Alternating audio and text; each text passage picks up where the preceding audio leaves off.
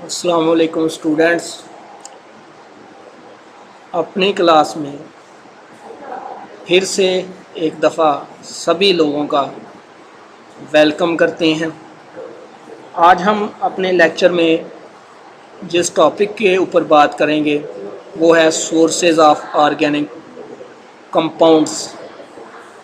तो सोर्सेज मतलब organic compounds हैं, कहाँ से हासिल किए जा सकते हैं, कैसे बने और इनसे हमारा जो है हमें क्या फ़ायदा हो सकता है। तो अगर बात करें नेचुरली जो ऑर्गेनिक सोर्स हैं वो हमारे पास तीन हैं। सबसे पहले है पेट्रोलियम, उसके बाद कोल है, उसके बाद नेचुरल गैस है। इन तीनों सोर्सेज को हम एक और नाम भी दे सकते हैं फॉसल फ्यूल्स का। ये फॉसल फ्यूल्स क्या हैं? फॉसल फ्यूल्स कहते हैं ऐसे मटेरियल को जो ज़मीन को खोद के निकाला जाए और जिसको हम as a fuel, as a energy source use करें, उसको हम फॉसल फ्यूल्स का नाम दे सकते हैं। और ये फॉसल फ्यूल्स बेसिकली बने कैसे, तो इसके बारे में ये तसव्वुर किया जाता है कि हज़ारों साल पहले जो ज़मीन के ऊपर, अर्थ के ऊपर एनिमल्स थे, प्लांट्स वगैरह थे, वो मौसमी जो है हालात वगैरह की वजह से उनका डिके हुआ, ज़मीन के नीचे दब गए। टम्परेचर, प्रेशर, बैक्टीरियल एक्शन वगैरह की वजह से वो एनर्जी के सोर्स में चेंज हो गए। तो हमारे पास जो तीन नेचुरल सोर्सेज हैं ऑर्गेनिक कंपाउंड्स के, वो हैं पेट्रोलियम, कोल और नेचुरल गैस। तो सबसे पहले हम जो है बारी बारी सबको स्टडी करेंगे। सबसे पहले जो हम बात करते हैं ना वो है कोल। कोल क्या है? कोल बेसिकली जो है इसके बारे में ये कंसीडर किया जाता है, अज्यूम किया जाता है 500 मिलियन ईयर्स हो ये बात कंसीडर की जाती है कि ज़मीन के ऊपर जो प्लांट्स थे, जो ट्रीज़ वगैरह थे, वो वेदरिंग चेंज की वजह से जो है ज़मीन के नीचे आ गए। उनके ऊपर जो है बैक्टीरियल केमिकल रिएक्शन हुआ और वो जो प्लांट्स, ट्रीज़ वगैरह की वुड थी वो पीट में चेंज हुई, और पीट में चेंज हुई उसके ऊपर फर्दर जो है टम्परेचर, प्रेशर, बैक्टीरियल एक्शन वगैरह inside the crust, earth crust जो है, अर्थ का जो ऊपर वाला पोर्शन है, इसको अर्थ क्रस्ट का नाम दिया जाता है। तो ज़मीन के नीचे टम्परेचर, प्रेशर ज़्यादा होने की वजह से वो जो पीट है वो चेंज हो गई कोल के अंदर।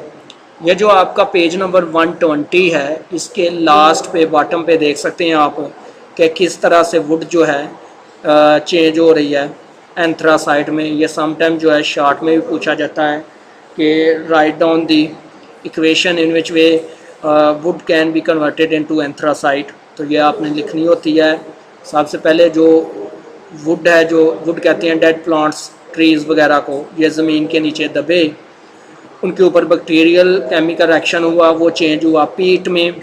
पीट के ऊपर फर्दर जो है हाई टम्परेचर, प्रेशर लगा, वो चेंज हुआ लिग्नाइट में। लिग्नाइट के ऊपर प्रेशर लगा, वो चेंज हुआ है बिट्यूमिनस कोल में। बिट्यूमिनस कोल के जो है बाद उसके ऊपर प्रेशर लगाया, अप्लाई किया गया, तो वो लास्ट पे जो है चेंज हुआ एंथ्रासाइट में।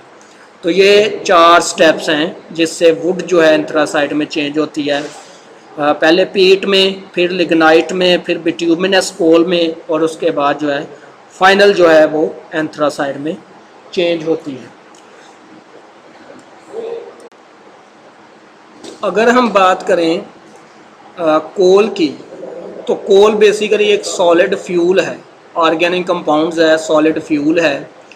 इसको हीट किया जाता है। हीट करने के बाद इससे फर्दर जो है इसकी फ्रैक्शंस को अलग-अलग किया जा सकता है।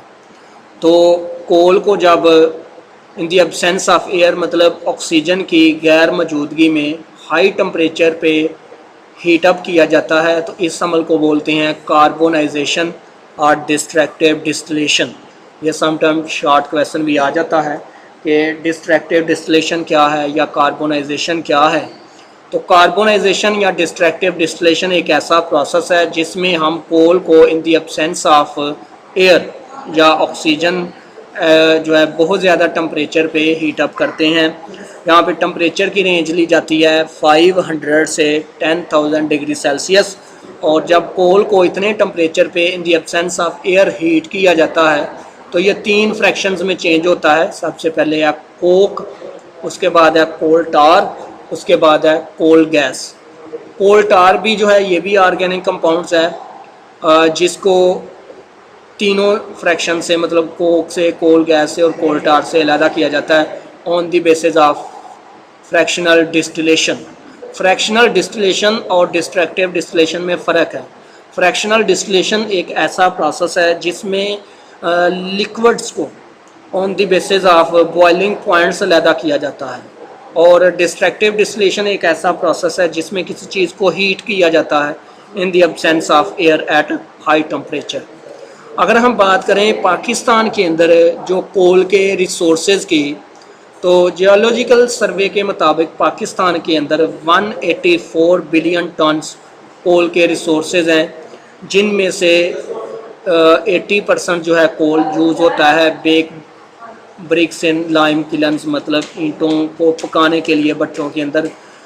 बाकी जो 20% है वो हम डोमेस्टिक पर्पज़ के लिए यूज़ करते हैं, घरों के अंदर यूज़ किया जाता है, इंडस्ट्रीज़ वगैरह के अंदर जो है फॉर पावर जनरेशन हम यूज़ करते हैं।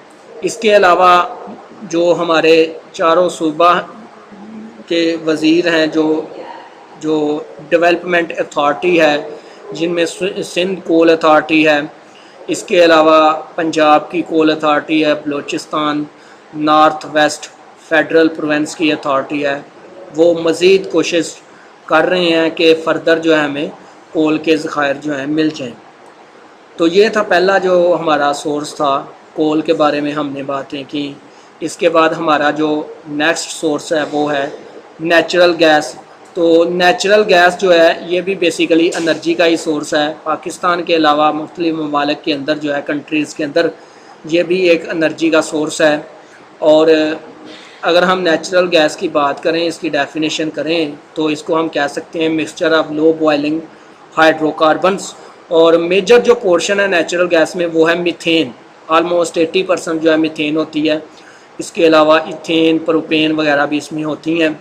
और जिस तरह कोल का ओरिजिन है कि कोल जो है प्रोड्यूस होती है on the basis of decomposition of organic matter inside the earth crust, इसी तरह नेचुरल गैस का भी ओरिजिन है।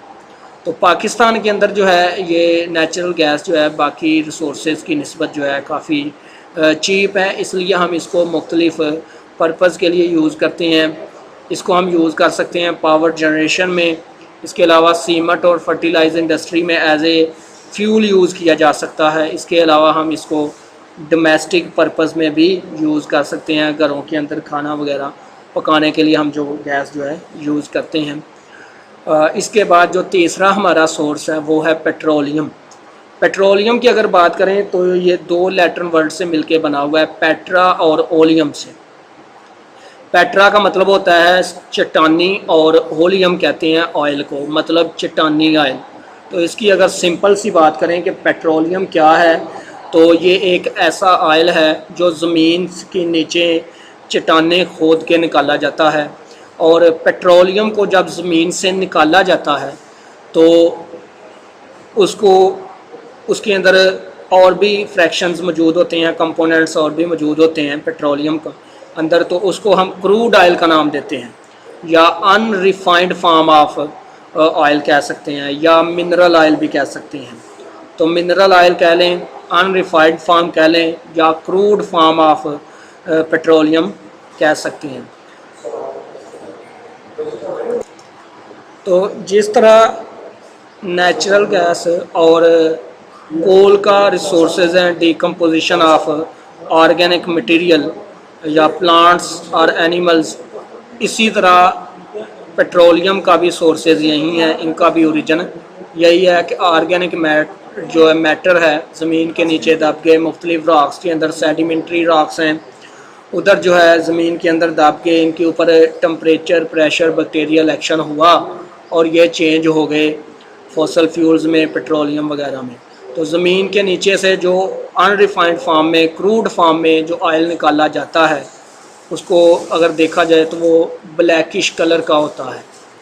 और इससे फिर हम जो है मुख्तलिफ फ्रैक्शंस अलहदा करते हैं, मतलब इसको जो है रिफाइनरीज़ के अंदर जो है, रिफाइनरी कहते हैं ऐसी इंडस्ट्री जहाँ पे अनरिफाइंड पेट्रोलियम को रिफ़ाइन किया जाता है on the basis of their fractional distillation. Boiling points की बिना पे पेट्रोलियम से इसकी मुख्तलिफ कंपोनेंट्स को अलहदा किया जाता है। तो हमारे मुल्क के अंदर अगर बात करें ऑयल रिफ़ाइनरी की, तो हमारे मुल्क के अंदर जो है 4 ऑयल रिफ़ाइनरीज़ काम कर रही हैं, जिनमें पहली है अटक ऑयल रिफ़ाइनरी, और इसकी जो रिफ़ाइनिंग कैपेसिटी है ऑयल को रिफ़ाइन करने की वो है 1.25 मिलियन टन्स पर एनम।